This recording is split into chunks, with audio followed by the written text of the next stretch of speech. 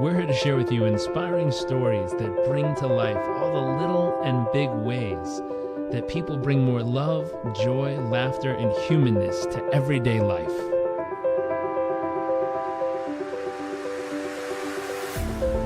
Our focus is the hunt for those little moments that refuel the human soul and reminds us what life is really all about. I invite you to sit back, enjoy the moments, enjoy the stories, the adventures, and the journeys.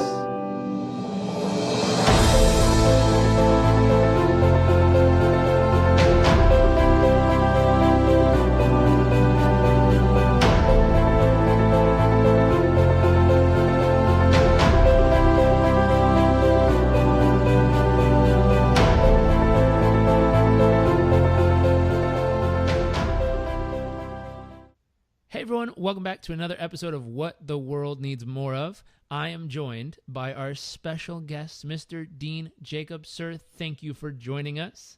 You bet. And I'm very excited. We're going to dive right in, and I'm going to ask the first question, which is, what do you feel the world needs more of? Wow, that's a great question, Jack. I think the world needs more connection. And the reason why I say that is, you can say the world needs more love, but unless you're connected, that love just sits with you. So I think we need more connection, more engagement, or connection engagement where we're out in the world together and not separate from the walls, or the walls that separate us, either emotionally, physically, that keep us separate, because then that doesn't lead to a healthy mindset. It doesn't allow us to experience and receive and give love. So I think the world definitely needs more connection, more experiencing one another on a human level. I love that. I love that. More connection, more engagement, and more experiencing one another on a human-to-human level. Yeah. I love that. And how do you create more of that in the world? I know, but I'd love to share with everyone listening. Yeah, well, how do I create it? That's a great question too, because it doesn't just happen randomly. I create it by being intentional about what I want to create. I'm always telling the kids when I'm doing my school presentations and my school talks, don't wait for how you want the world to be. You be that way and let the world catch up. So then that begs the question, well, what kind of world do I want to be a part of? Well, I want to be a part of a world that's engaged, that's kind to one another, that cares for one another, that's funny, that's interesting, that's got humility, generosity in it, and all those beautiful qualities. Well, I want to be in that kind of world. So rather than just sit back and hoping that shows up in the world, I find creative, intentional ways each day to be that in the world that I am around. So I always carry photos with me from my adventures around the world, because I can tell that on the look of a face when I see a young person who's had me in their school or who's seen my work along the way, they light up like a Christmas tree a little bit. And so I approach them and I give them a photo with my information on it and some of my framework about dreaming big and living tall to make the world better.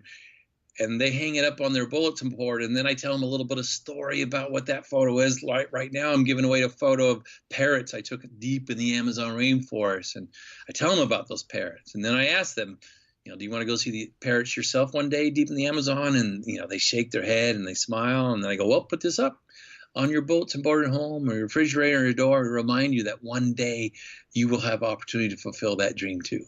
And they just float away because they feel in that exchange, in that conversation, in that connection, that somebody validates them, someone believes in their dreams.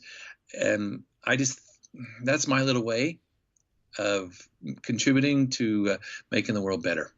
I love that. I love that. Connecting on that human level, engaging with them, validating them, seeing them, hearing them, acknowledging their dreams, and helping them dream a little bigger, showing them something they may not have seen before, and inviting them to engage in that new vision and see if they can step into it and make it part of their reality.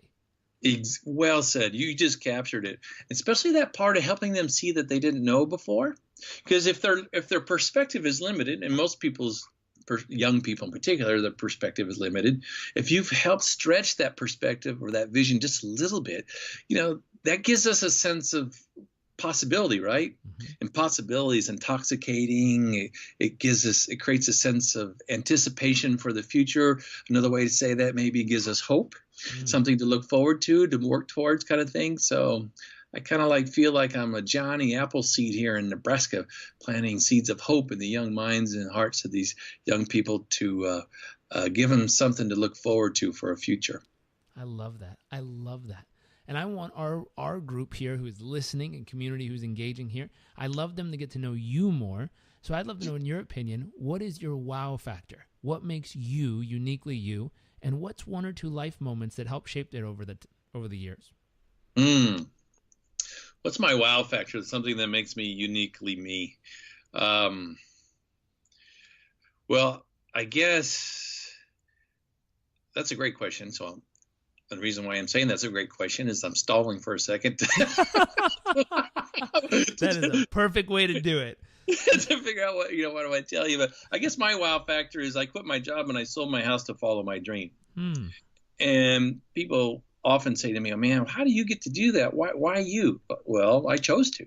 I decided that I was successful in the corporate world and I was doing really well, but I was on that hamster wheel, spinning really fast so I could have more stuff. And I started asking myself, how much stuff does one really need in order to be happy? And when I got serious about answering that one, then I go, well, what's your dream? And my dream was to go explore the world.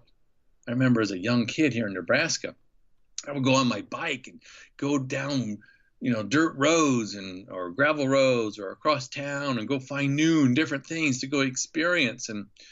And I found a way to do that as an adult and be compensated for it and use it as a way to make a contribution to my community by using those experiences, turning them into teachable moments to inspire us about the world versus be afraid of the world. So quitting my job and selling my house to follow my dream definitely would be wow. And that first trip lasted for 2 years, going through 28 countries, living on $10 to $15 a day. And I went to all the places I dreamed about that I never thought was possible, like the base camp of Everest. I slept underneath the stars, the outback of Australia, walked on the white marble, the Taj Mahal, went into the heart of Africa. But most importantly, it gave me a chance to test a theory or a belief, I guess, that we're more alike than we are different as far as humanity goes. And now I know that. It's because if you add up my travels, it's 8 years of my life going through 58 countries. And I'm very clear that the goodness of the world, the kindness, the beauty far outweighs the dark sides. It's just unfortunately the negative narrative, as I call it, gets too much time, too much attention, steals our focus away from the things that inspire us and just leave us afraid of the world versus engaged. That's so true. What an adventure. 2 years. Did you say $28 a day? No, it was 28 countries, but it was $15 to $20 a day. That was my budget. Now you got to remember that was back in 2001 to 2003. So the dollar was a little bit stronger back then, but still you could double that and still do it. Now I wasn't staying in really fancy places. And a lot of times I'd eat on the streets of, in Bangkok and things like that. And you could live for less than that.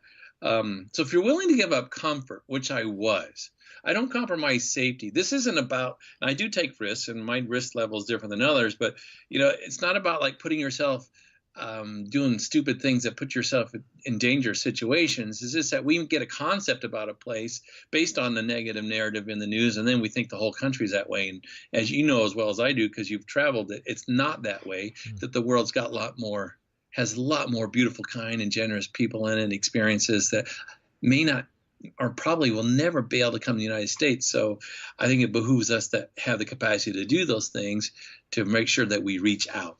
And by the way, it doesn't have to necessarily even be in another country. You could go just to the town next door, down the road, and meet somebody new and have a new experience. So it's really about connecting with new and different people and stretching that perspective so then you can gain insight about the world and also gain insight about yourself. It's being intentional about going into the world and finding that connection, bringing that connection to those experiences so you uplift it and leave the world a little bit better than what you found it. That's making the world better. I love that. I love that. And with all these adventures and all these journeys, I'm curious, what would be a moment that made you feel incredibly humble along the way? Oh boy, there's so many of those, right? That's the price that you pay when you travel with an open heart and an open mind, is you have to experience humility. Don't have to, it's a gift to experience humility. That's one of the qualities of humanity, I believe. It would be times like when people who have nothing are trying to give me everything.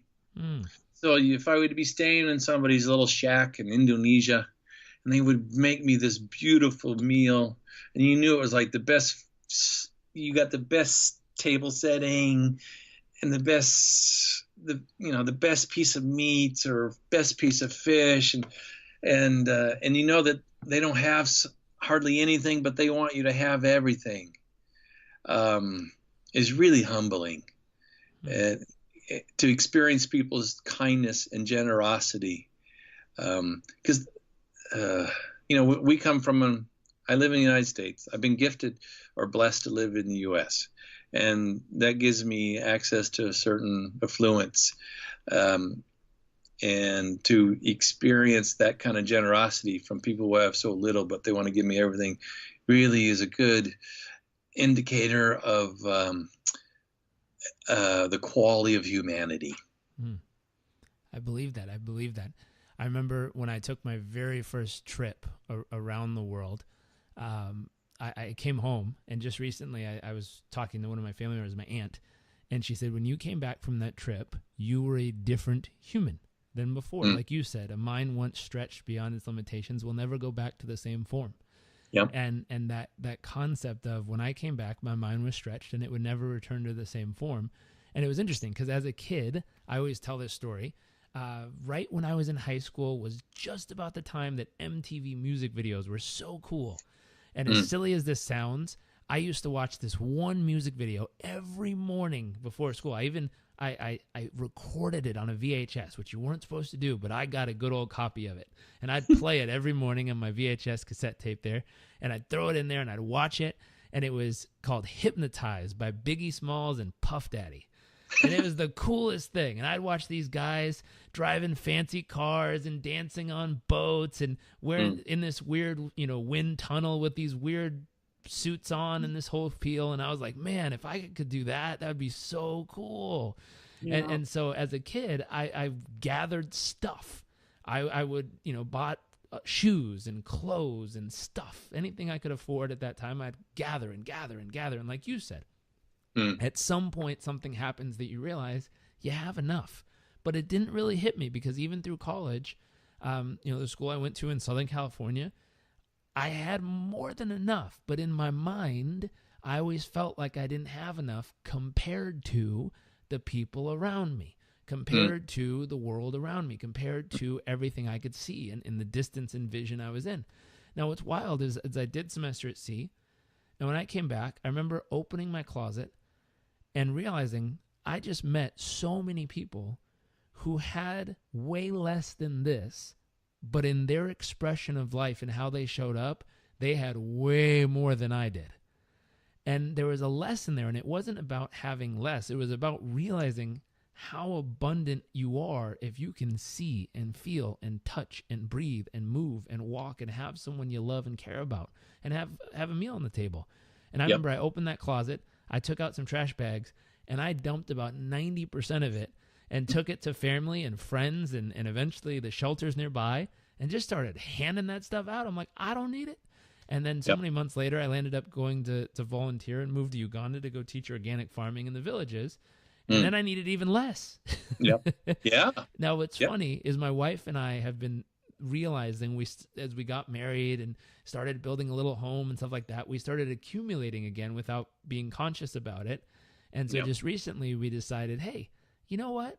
We're going to move every so many months and we're going to see if we can whittle down to what we actually really need and only take that with us. And so far we got it down to 3 moving pallets, which is about 9 boxes. And I think we can do better. She does too. And so we're still whittling away at what we actually just need. And then we can go anywhere in the world with just what we need and realize we have more than enough, even with just that. Yep. It's a really powerful, I call that freedom. Mm. Freedom to move, freedom to be, freedom to express yourself, because all the stuff starts to weigh us down, right? You know that. That's what you're saying. And if you have that kind of freedom, it doesn't mean scarcity. It means freedom, to have the ability to be engaged, to move about in and within the world in a way that gives you flexibility. And in that, opportunities show up. Spontaneity has a chance to really express itself, because you're not spending so much time and energy trying to manage all your stuff. You're just spending more time being present and generating and creating. Yeah. It's amazing. And it's amazing as we do it. Like you said, the lighter we feel, the freer we feel, and the more options that open up. Yes. Ideally, we want to be able to go, yeah, we can go there, pack it up, ship a couple things over, and kapow, we've got everything we need to keep going. Yeah, a week later. Exactly. Right? Well, it's not like you're talking about, no, we can go there in a year. No, we can go there in a couple weeks, if that's really what the calling is, if that's what the pull is, right? Exactly. Now, here's our next question. With all these journeys and all these adventures, we talked about a humble moment. What about an awe-inspiring moment? Ooh, awe-inspiring. Well, I mean, there's a lot of those that show up. I mean, 8 years of travel through 58 countries. There's lots of awe-inspiring things, but there was one in particular that, even after all these times, still really jumps out to me, for me. And that was this, when I was in Nepal. I used to live in Seattle, Washington for 7 years, and I climbed a lot of mountains in the Cascades. So I love mountain climbing and hiking in the mountains. So to be in the Himalayas was special. But one of my bucket list items, one of those things we talk about that one day I'm going to do, was to go to the base camp of Mount Everest. And then I got on the work world hamster wheel, and I forgot that dream, and it got buried and forgotten. And then when I was on this 2-year trip around the world, I found myself in Nepal, and I spent 2 months moving around Nepal. And one of the hiking trips, I went to the base camp of Everest. And I climbed a mountain next to the base camp called Kalabatar. And I got to the top of Kalabatar, and the fog set in before I could see Everest. And I was there with a guy by the name of John Anderson, and he was from Australia, and he turns to me in his great Australian accent. He goes, "You know what, mate, I've been up here before. Usually when the cloud socks in, it socks in for the night. I'm going to leave you." And I turned to John and go, "Well, I'm going to stay a little longer, because my heart tells me stick around." So I'm at 18,167 feet high at this point. All the clothing that's on my journey is now on my body, because I know that when the sun goes down at 18,000 feet, it's going to get really cold, right? So I'm hunkered down behind this rock, and the wind is just whipping and blowing. And then 20 minutes after John leaves, poof, all the clouds disappeared. And there I was on top of Kalabatar all by myself, the sun going down on my shoulder, and right in front of me in the golden light was Mount Everest. Oh. And I'm just bawling at this point, just crying like a baby, not because I was sad, but because I was so happy. And it goes from a dream to realities. It's priceless and timeless. And what really moved me the most, Jarek, at that time, was I'd forgotten that dream, and that dream came back flooding to me all at one time as I sat there witnessing the light unfold on the face of Mount Everest.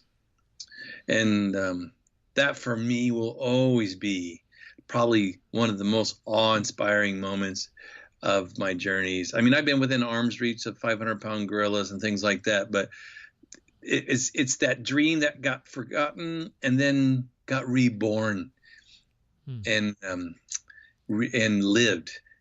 And that will always be for me the reminder of oh man, be very responsible, be very nurturing with your dreams, because it may take 20 years, which it took for that dream to come true, but it didn't stop germinating. It just kind of got forgotten for a while. How beautiful is that?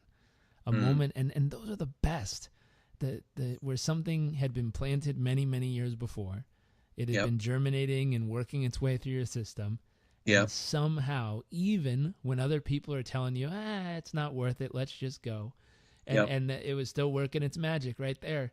And Yeah. then kapow, it led you right to the moment that had been planted, like you said, 20 years prior. How incredible. Yeah. That's amazing. Yeah, so special. Thank you. And, you know, it's like, my dream didn't give up on me. Oh, I love that. I love Isn't that. that cool?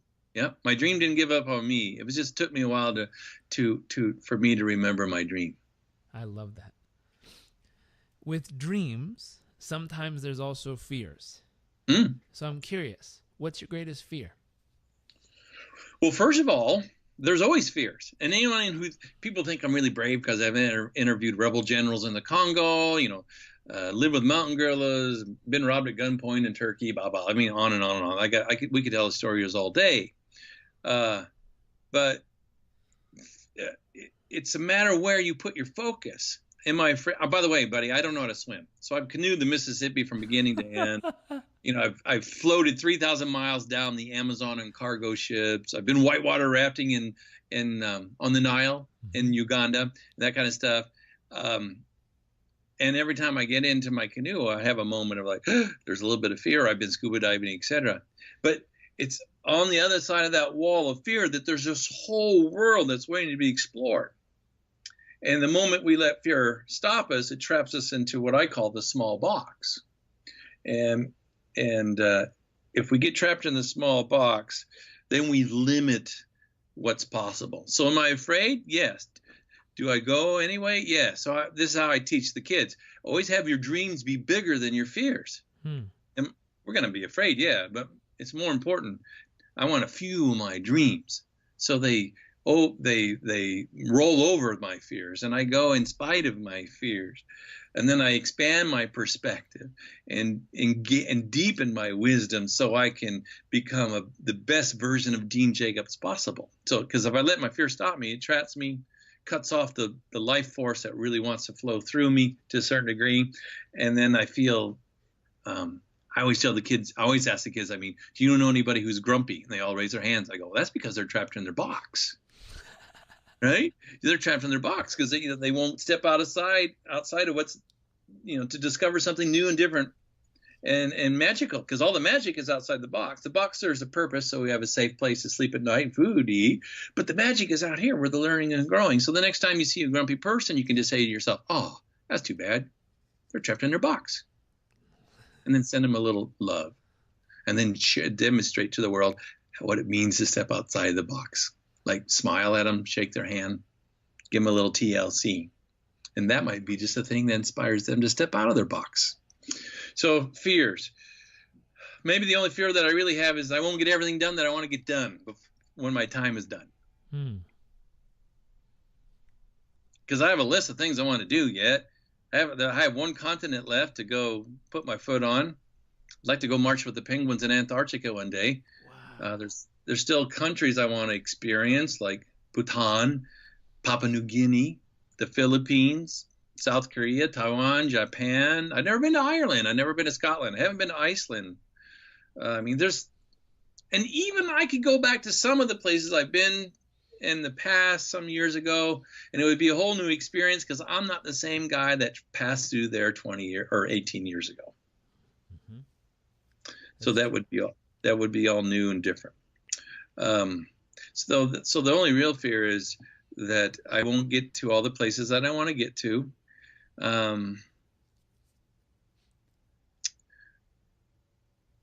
That's it.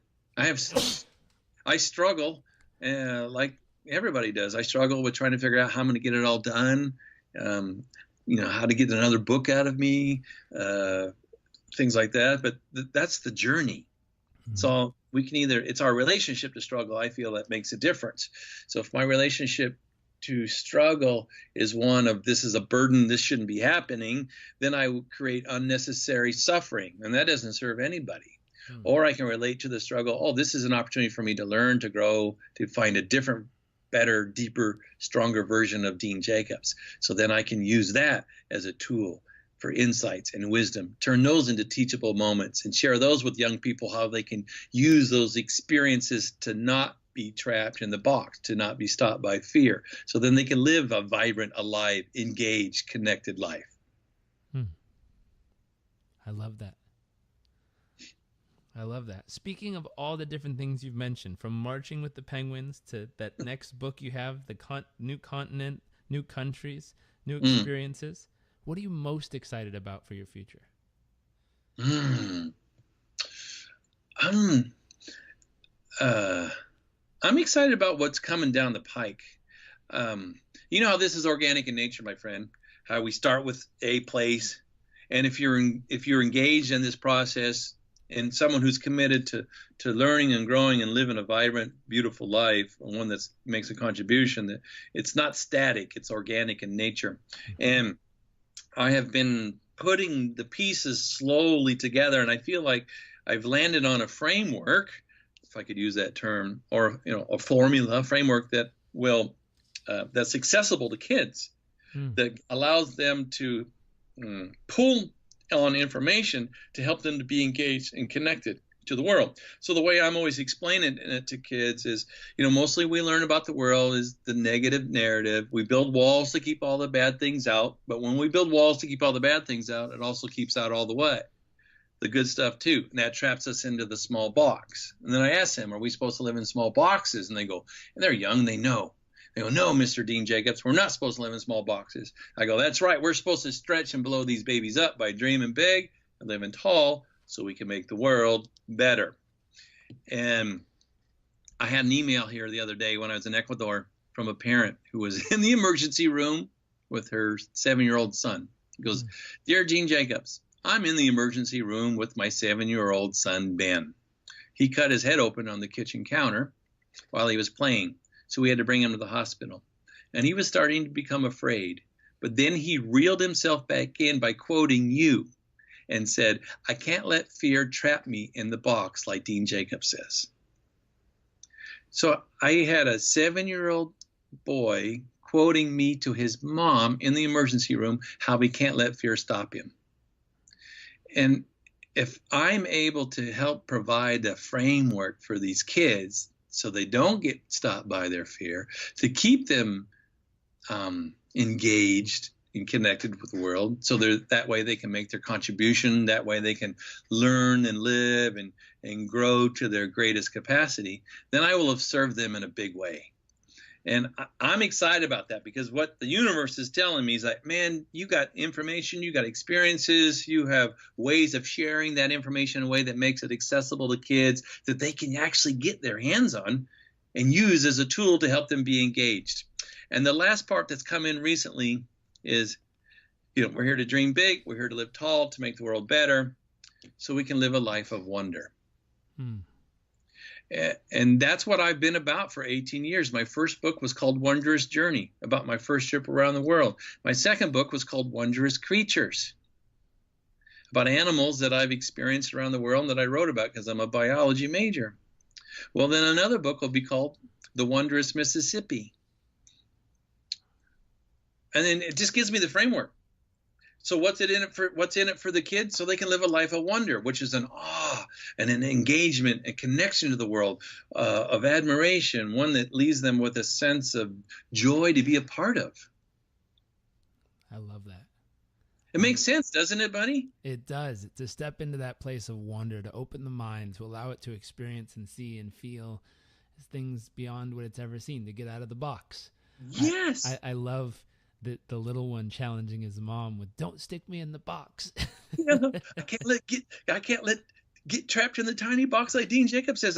By the way, I bawled when I read that. I mean, because, like, oh my goodness, like, he got it. He's 7 years old and he's quoting me and his mom in the emergency room kind of thing. So that's the universe's way. That's life way of saying, all right, Dean, time to step up to the plate. Time for me to take my mission to another level and put this together in the form of some books. I want to create an online course that kids can then take with their parents. So if I come in and do my school visit, they can take a 5-part course with their mom and their dad, or both of them, to help them get that framework so they can be engaged with the world, so they can be connected, so they can be out exploring the world and experiencing it in a way that helps them learn and grow.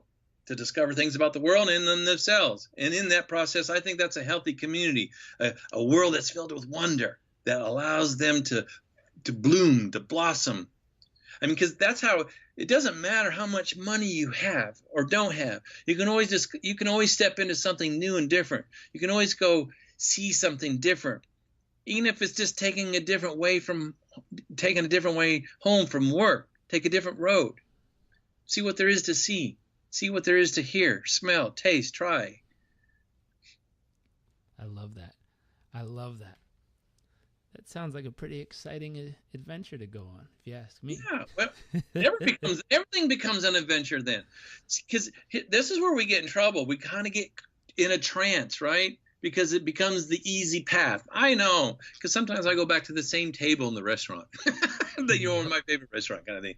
But, you have to be intentional, because I had a psychology teacher. He always called it the cow theory, because the dairy cows always went back to the same stall all the time. So we use less stress, or we have less stress into making decisions. So we have to be intentional about the decisions that we make in this regard. If we want to learn, if we want to grow, if we want to experience something different, to live a life of wonder. I love that. I heard it said, I think it was Duke University, they said that 60% of what we do every day is an unconscious habit that's been formed in our nervous system. Perfectly said. I'm going to quote you on that. I'm going to pull that, right? That's exactly right. And what if I can move that to just 55%, buddy, mission accomplished, right? That's right. 5% more wonder, 5% more life, 5% more actively, consciously being in the world. Yeah, exactly. Versus being in the trance. That's right. So then we serve our community, don't we? Then we serve the people around, and it becomes a much more alive, engaged, and connected community. And when I say connected, I'm not talking about technology. I'm talking about looking somebody in the eye, shaking their hand, giving them a hug, giving them a high five, giving them a thumbs up. By the way, that's my symbol for making the world better, is thumbs up. So when I tell the kids, because when I make my circle to make the world better, I end it with a thumbs up. And I tell them, when I see you in the hallway, the way I know you're committed to making the world better, give me a thumbs up. When I see you in the cafeteria, the way I know you're committed to making the world better, you give me a thumbs up. So I'll be walking down the hallway, and the first graders, they look up and they see me, and they give me 2 thumbs up. Like, declare into the world, declaration. I'm not here just to go through the motions of life. I'm here to make the world what? Better. Then magic. That pulls us in to step out of the box of familiar, right? If we're here to make the world better. That's right. I love it. I love it. I love it. So we're going to switch gears slightly. Okay. We're going to jump into the second section. There's only 3 questions in this section. We call it nuts and bolts. It's more of the tactical, tangible, practical, someone listening can go do this right now, which there's plenty that you've already shared that they can. But we're going to challenge them a little with these questions. And the first one is, where do you spend the majority of your thoughts and time and life each day right now? Well, at the moment, because I'm back home in Fremont, Nebraska, my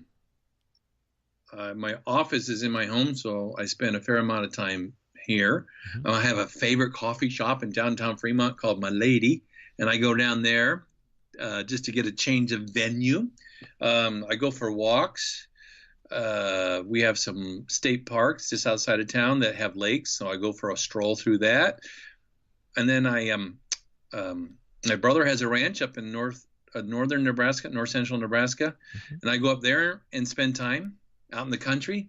It's really important for me to be outside, to be around nature, to listen to the wind, to listen to the birds, to feel the sun, to look at the Milky Way. Those kinds of things. I find peace and connection in that way.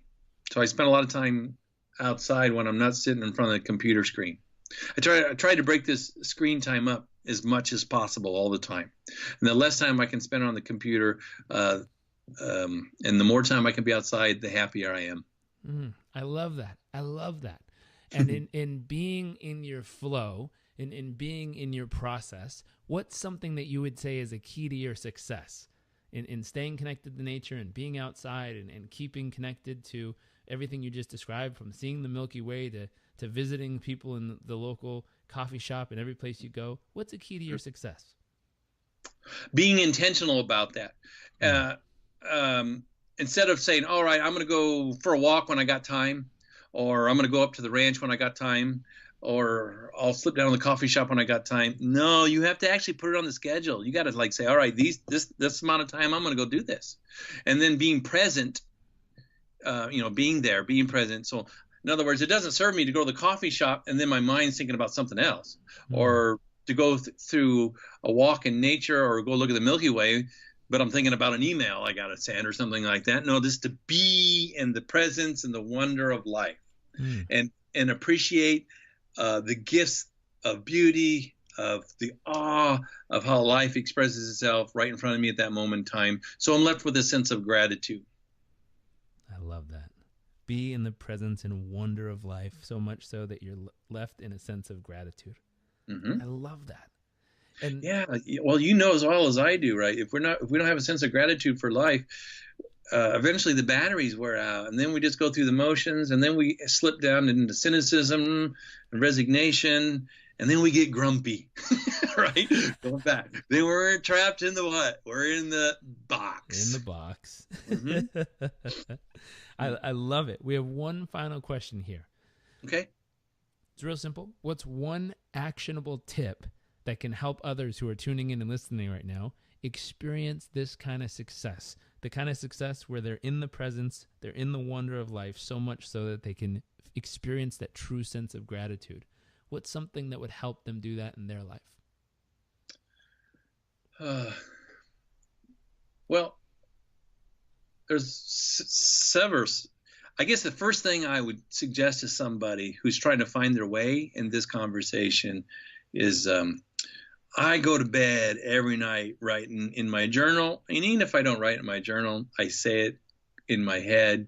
Sometimes I say it out loud to myself at the end of the day. 3 things I'm grateful for. I love that because then it doesn't matter where you're at or what your dynamic is. It frees you up. That would be one. And from that place, find something to contribute. I had a kid once ask me in Rwanda when I did one of my presentations. A student asked me after the end of this school presentation, he goes, "Mr. Jacobs, what's the most important thing you can tell me about following my dreams?" And I stalled for a second because I'm like, what am I going to tell this kid? Rwanda's 1/7 the size of Nebraska, has 10 million people in it. Which means, like, if I was in Nebraska, there'd be 70 million people. It's kind of crowded. I go, well, the most important thing I could tell you, and this would be what I would say to your listeners in addition to the gratitude. I like the gratitude journal because it's something you can physically do. And then the intention would be this: find a way to give more to life than what you take from it. What does that mean? That means if you're living in a grass hut in Rwanda, plant flowers on the outside to make it beautiful. It means if you see your neighbor toiling in the field right next to where you live, don't wait for him to come ask you to help him. Go help him.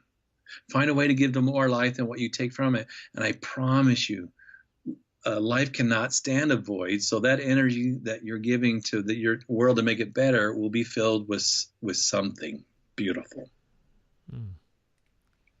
I love that. I love that. Find a way to give more to life than whatever it is that you're currently taking. Yeah. And that way you're always adding more. Yes. I love that. And is there any limit to the human capacity? Not that we know of. None. People try to put limits on it, but I think it's expanding again and again and again. I agree, buddy. So that means it's unlimited opportunities to contribute to make the world better. But what that does is it forces us to put our focus, our attention on contributing, on connecting, versus just sitting there trapped in a box. I love that. I love that. Well, sir, thank you so much for joining us. Thank you for sharing with us. My pleasure, man. Thanks for who you are for the world and making your contribution and reaching out to these communities to add to the quality of their life so we can create community and connection and, and make the world better, right? Of course. I'm honored to be a part of your program, and I love who you are for the world and your beautiful wife, Amanda. And I acknowledge and commend you and challenge you to continue to grow into who you are. Well, thank you, sir. if it's okay, I'm going to do a shameless plug for you. If you're listening around the world from any organization who needs an incredible speaker that can take your students or faculty or people or employees or anyone on your team on a journey and help them experience more life, more of the world, more of themselves, and show them parts of the world they've probably never seen or experienced, but take them on that journey, please look in the show notes of this episode. We have Dean's website in there. Click it, go there, connect with him, engage with him, have him out to come and converse with your organization, because I've experienced it firsthand myself, and he's a wonderful human with a huge heart who can give so much to your community and organization and schools. So please engage with him. Please have him out. Remember, go to the show notes. It has all the links. You can click it and go straight there. And we'll also make sure that when we send an email out about this episode, we include all those links there too as well. And Dean, again, thank you so much for joining us. My pleasure, buddy. Thumbs up to you. 2 thumbs up coming from this direction. All right, man. And for everyone who's listening in, if you like what you're hearing, if you're loving these episodes, make sure to click subscribe. Make sure to go to the show notes, click on the links, engage with Dean, and make sure that if you know someone who needs to hear this, you share it with them. We believe here that sharing is caring, and we like caring people, so make sure to share. And thank you so much for everyone who's tuned in. We very much look forward to seeing you next episode.